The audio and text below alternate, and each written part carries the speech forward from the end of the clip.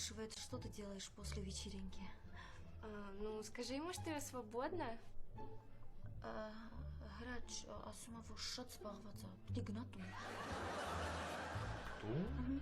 Հա տունը հեչ, այդ ճամփինգը մտնենք մի հատ ուրիշ տուն, հետո նոր կգնանք տուն։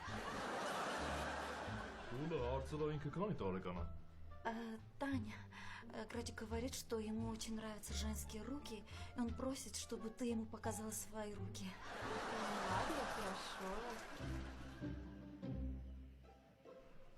10 տարեկան։ Հրաչ, ասաց, որ 10 տարեկան է։ Ինչ ես խոսում, 10 տարեկան։ Ես լսել էի, որ ռսի պարավը պարավ չի։ Բայց որ ռսի 10 տարեկան է, սենց 10 տարեկան է, հետո առաջի անգամ իմացա։ Լավ իմացա, գիտես քուրս, թե չէ։